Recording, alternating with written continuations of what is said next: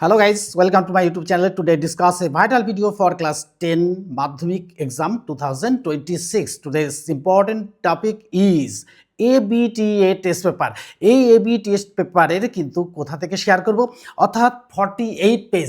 এই 48 পেজ থেকে কিন্তু তোমাদের সামনে শেয়ার করব। এখান থেকে সিন ও আনসিন প্যাসেজ কিন্তু তোমাদের সাথে শেয়ার করে দেবো। আর শেয়ার করার সাথে সাথে তোমাদের কিন্তু এই সিন আর আনসিনে যে নম্বরগুলো আছে সেগুলো কিন্তু সলভ করা হয়ে যাবে। দেখো আমাদের টেস্ট এক্সাম হয়ে গেছে, কিন্তু টেস্ট এক্সাম হয়ে যাওয়ার শর্তেও কিন্তু আমাদের কাছে নানান টেস্ট পেপার এসে হাজির হয়েছে। তবে আমি এবিটিএ টেস্ট পেপারটা ফলো করবো এই জন্যই, অর্থাৎ এবিটিএ টেস্ট পেপারটা কিন্তু সকলের কাছেই আছে। আর এবিটিএ টেস্ট পেপার সকলের কাছে আছে বলে কিন্তু পেজ ধরে ধরে কিন্তু আমি আগের দিন একটা শেয়ার করেছি, আজকে কিন্তু সেকেন্ড পার্ট শেয়ার করবো, অর্থাৎ পার্ট 2 শেয়ার করবো 48 পেজ থেকে মাধ্যমিক এক্সাম 2026। এটা মাথায় রাখতে হবে। আর সবাই কিন্তু এবিটিএ টেস্ট পেপারটা নিয়ে বসবে। আর এবিটিএ টেস্ট পেপার নিয়ে বসলেই কিন্তু সমস্যা দূর হয়ে যাবে। কিন্তু বাজারে রেফারেন্স অনেক টেস্ট পেপারই বেরিয়েছে, কিন্তু স্কুল থেকে কিন্তু একটা পর্ষদ টেস্ট পেপার কিন্তু বেরিয়ে গেছে অলরেডি। এটা থেকেও কিন্তু শেয়ার করব। আমি আজকে কিন্তু বলে দিয়েছি, প্রমিস করেছিলাম যে আজকে এই টেস্ট পেপার থেকে, অর্থাৎ এবিটিএ টেস্ট পেপার থেকে শেয়ার করব। এই জন্য কিন্তু আজকে এটা করছি। ঠিক নেক্সট দিন থেকে আমি অবশ্যই চেষ্টা করব যে পর্ষদ থেকে যে টেস্ট পেপার এসেছে সেই টেস্ট পেপার থেকে তোমাদের সলভ করাতে। আর সলভ করালে কী হবে, সলভ করালেই কিন্তু 100% সফলতা এসে যাবে।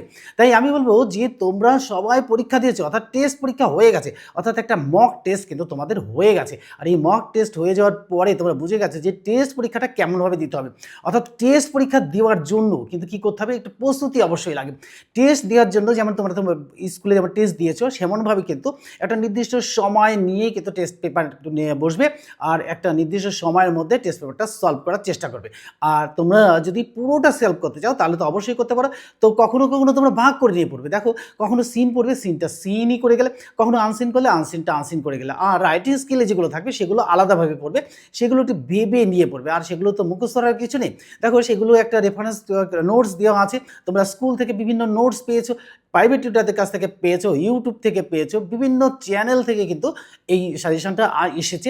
এবং সেই সাজেশন আসার পরেই কিন্তু আমরা ডিসিশন নিয়েছি যে টেস্ট পেপার ফলো করতেই হবে। অর্থাৎ টেস্ট পেপার ফলো যদি ঠিকঠাক করো তাহলে কিন্তু কোনো সমস্যাই আসবে না। তাই টেস্ট পেপার ফলো করার সাথে সাথে যে কোশ্চেনগুলো ইম্পর্টেন্স, যে জায়গাগুলো দুর্বল তোমাদের মনে হচ্ছে যে এই জায়গাটা দুর্বল, সেই জায়গাটা ভালো করে পড়তে হবে। আর ভালো করে পড়লেই দেখো যারা 40 থেকে 60 মার্কস অ্যাচিভ করতে চাইছো তারা কিন্তু 60 থেকে 70-75 হয়ে যাবে। আর যাদের 80 থেকে 85 বা 90 থেকে 95 মার্কস অ্যাচিভ করেছো বা করার মতো প্রস্তুতি নিয়েছো, তারা কিন্তু টেস্ট পেপারটা ঠিকঠাক ফলো করলেই কিন্তু কি হয়ে যাবে না 95 অ্যাবাভ মার্কস অ্যাচিভ হয়ে যাবে। আর এটা করার জন্য কিন্তু আমাদের টেস্ট পেপার ফলো করতে হবে। সুন্দর